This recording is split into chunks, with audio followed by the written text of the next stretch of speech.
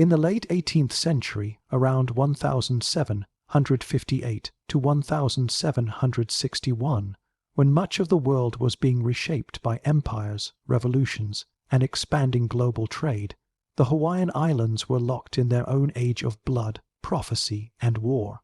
It was during this turbulent era that Kamehameha emerged not as a myth or symbol, but as a living warrior shaped by violence, ambition, and an unbreakable belief that destiny favored him.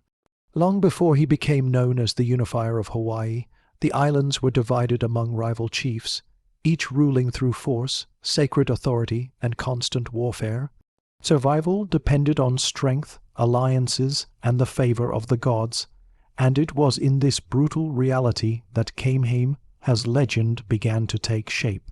According to oral traditions preserved by Hawaiian historians, and later recorded by missionaries and scholars, Kamehameha was born during a time of cosmic upheaval.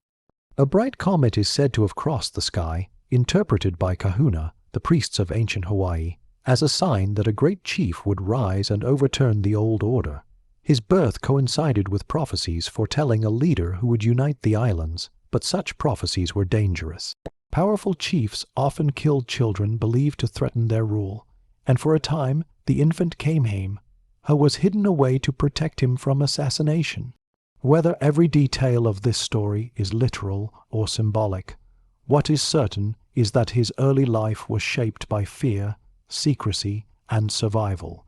Kamehameha belonged to the royal lineage of the Big Island of Hawaii, yet royal blood alone meant little in a society where power was seized, not inherited peacefully.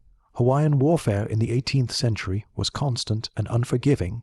Chiefs led armies armed with spears, clubs, and sharp-toothed weapons, while battles were decided by personal combat, discipline, and the ability to inspire loyalty. From a young age, Kamehameha trained as a warrior, mastering combat techniques and proving his strength in ways that quickly set him apart.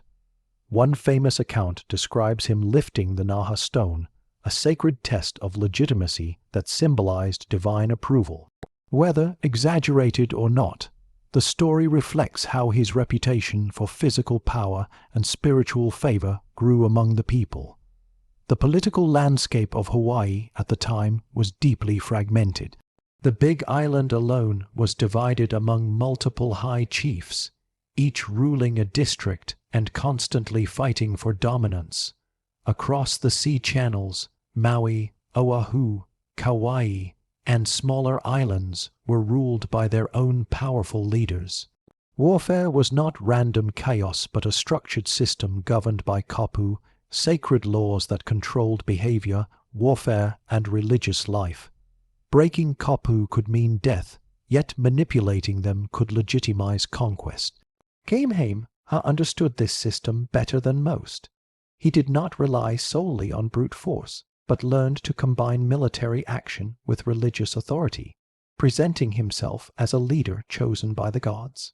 A turning point in his rise came through his service under his uncle, Kalaniʻapu, the ruling chief of the Big Island. Kamehameha proved himself in battle and earned command over warriors, but succession would not come easily. When Kalaniʻapu died in the early 1780s, power was divided and Kamehameha was deliberately sidelined by rival chiefs who feared his growing influence. Rather than submitting, he prepared for war. This moment marked the transition from promising warrior to relentless conqueror. The Battle of Mokuo, in 1782, stands as one of the earliest confirmed conflicts that revealed Kamehameha's tactical skill. Fighting against his cousin Kiwalao, the battle was savage and personal. Hawaiian warfare often involved close combat, ambushes, and terrain advantages, and Kamehameha used all of them. When Kiwalao was killed, the balance of power on the Big Island shifted dramatically. Kamehameha did not instantly become supreme ruler, but he had crossed a line from which there was no return. Blood had bound him to the path of conquest. What makes Kamehameha's story especially significant in world history is that his rise coincided with the arrival of Europeans in the Pacific. In 1778, British explorer Captain James Cook reached Hawaii introducing firearms, cannons, and new forms of warfare. These encounters would permanently alter Hawaiian society. Kamehameha, unlike many chiefs, understood the importance of adapting to this new reality. He actively sought European advisors, learned the value of guns and ships, and integrated foreign technology into traditional Hawaiian warfare. This ability to combine old and new would later give him a decisive advantage over his rivals. Yet, even as he adopted foreign weapons, Kamehameha had never abandoned Hawaiian traditions. He continued to respect the kapu system and supported the construction of temples to honor the gods of war. One of the most important was Pukohola Heiau, a massive stone temple built through immense labor and sacrifice. Its completion was not merely religious but political, symbolizing divine approval of Kamehameha's ambition to rule all Hawaii. According to tradition, the dedication of the temple included human sacrifice, a grim reminder that unification came at a terrible human cost. By the end of the 1780s, Kamehameha had secured control over much of the Big Island, but his ultimate goal remained unfulfilled. The other islands still stood independent, defended by experienced warriors and proud chiefs who refused to bow to any outside ruler. The stage was now set for a series of campaigns that would change the Hawaiian Islands forever. Kamehameha was no longer simply a warrior chief. He had become a force shaped by prophecy, war, and strategic intelligence, standing at the edge of history with the ambition to forge a single kingdom from islands long divided by blood and rivalry. This first phase of his life matters because it reveals the truth behind the legend. Kamehameha was not born into peace, nor did he unify Hawaii through diplomacy alone. His rise was forged in violence, sacrifice, and calculated decisions that balanced tradition with innovation. In a world increasingly connected by global empires, he would soon prove that even a remote island chain could produce a ruler capable of reshaping history on his own terms. By the early 1790s, the Hawaiian Islands stood at the edge of total transformation. The Big Island was no longer a patchwork of competing chiefs, but a land increasingly dominated by one man whose authority rested on victory, fear, and calculated restraint. After years of internal warfare, Kamehameha had emerged as the most powerful ruler on Hawaii Island, yet his position was still fragile. Rival chiefs remained alive, alliances were uncertain, and beyond the sea channels lay islands whose rulers watched his rise with alarm.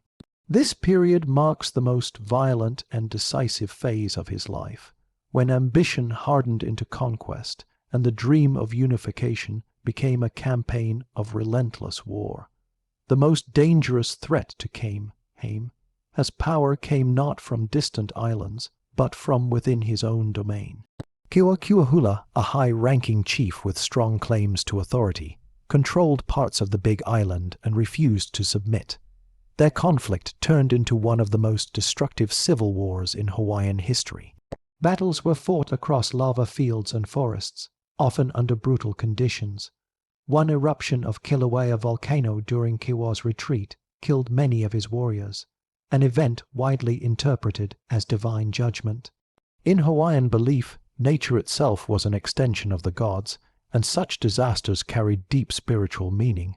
Kamehameha did not ignore this symbolism. He allowed the story of divine favor to spread, reinforcing the idea that resistance to his rule was resistance to the gods. The final resolution came with the construction of Pukohola Heiau.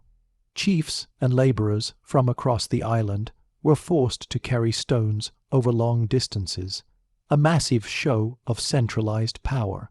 When Kewa was invited to attend the temple's dedication under the promise of peace, he was instead seized and killed. This act ended organized resistance on the Big Island.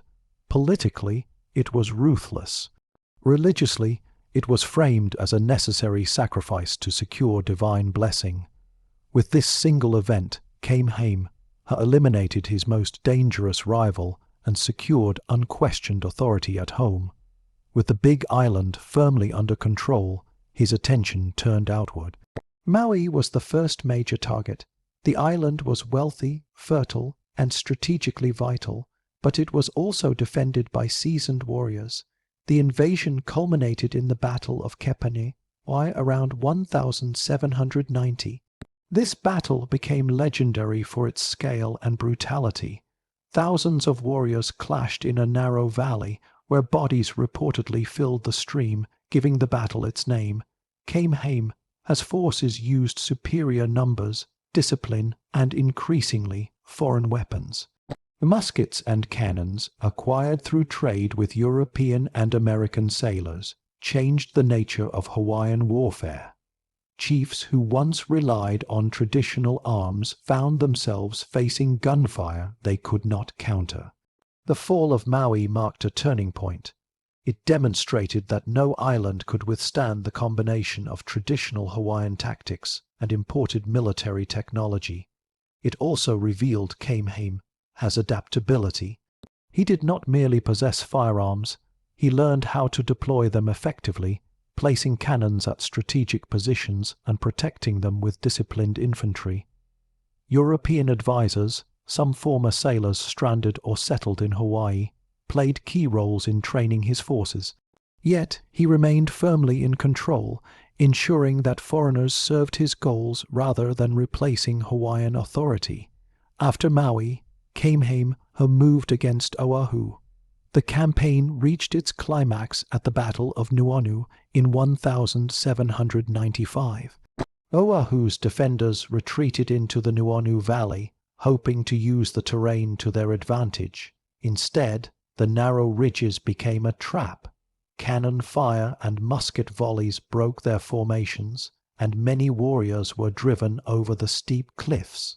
The scale of the defeat was overwhelming.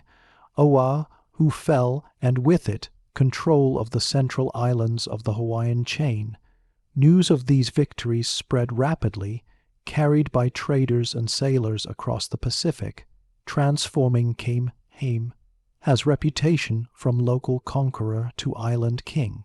Throughout these campaigns, his leadership style revealed a crucial balance between terror and restraint. While battles were often merciless, he also showed a willingness to spare defeated chiefs who submitted peacefully. This policy reduced resistance and allowed him to govern newly conquered territories with fewer rebellions. Unlike many war leaders, he understood that conquest alone was not enough. Stability required legitimacy, and legitimacy required mercy, at least when it served his interests. European contact during this period intensified.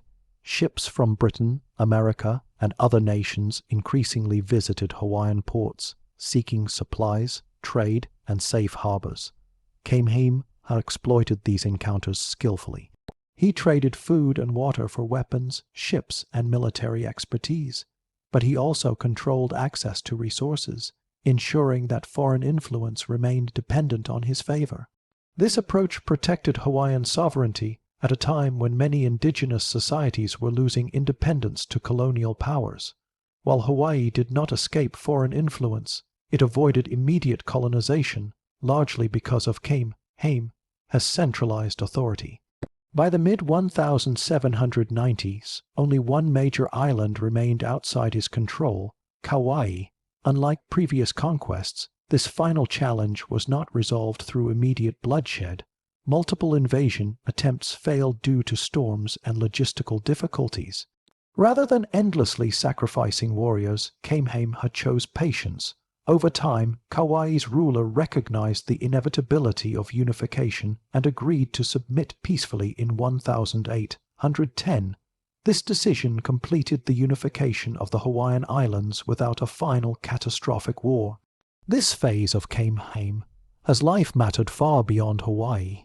At a time when European empires were expanding aggressively, he created a unified Polynesian kingdom through indigenous leadership, selective adaptation, and military strength. His success challenged the idea that small, isolated societies were powerless against global forces. He demonstrated that understanding change, rather than resisting it blindly, could preserve independence. By the end of these wars, the Hawaiian Islands were no longer a collection of rival chiefdoms. They had become a single political entity under one ruler, capable of negotiating with the outside world on its own terms. The warrior had become a king, but the cost was immense. Valleys filled with the dead, sacred laws bent to serve power, and traditions reshaped by violence and innovation alike. These consequences would define the future of Hawaii long after the battles ended. By the turn of the 19th century, the wars that had scarred the Hawaiian Islands began to fade, replaced by a new and uncertain reality. The man who had conquered through force now faced a far more complex challenge: ruling. Around 1800, after decades of bloodshed, Kamehameha stood at the head of a unified island chain, but unity alone did not guarantee stability. The islands had been bound together by fear and victory, not by shared institutions or law. To survive, the kingdom needed order, legitimacy, and a vision that could turn warriors into subjects and conquered chiefs into administrators. The foundation of Kamehameha's rule rested on his careful manipulation of the kapu system.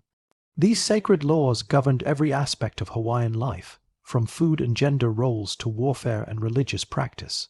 Kapu was not merely tradition. It was the structure that gave chiefs authority and connected political power to divine will. Rather than abolish it, Kamehameha strengthened and centralized its enforcement. Violations were punished harshly, often by death, but consistency mattered more than cruelty. By applying kapu across all islands under his rule, he created a shared framework of obedience that transcended regional customs. At the same time, Kamehameha understood that fear alone could not sustain a kingdom. He allowed defeated chiefs to retain local authority as long as they swore loyalty. This policy transformed former enemies into stakeholders in the new order. Land was redistributed, but not confiscated wholesale. Chiefs who cooperated were rewarded with status and security, while rebellion became increasingly rare. This approach prevented the endless cycles of revenge that had defined earlier Hawaiian politics. Economic transformation was equally important. The Hawaiian Islands, once largely self-contained, were now part of an expanding global trade network. Foreign ships arrived regularly, bringing iron tools, firearms, cloth, and new diseases. Kamehameha regulated this contact carefully. He designated specific harbors for trade and controlled the supply of provisions, ensuring that foreigners depended on his goodwill. Sandalwood became a valuable export, exchanged for weapons and luxury goods that reinforced royal authority.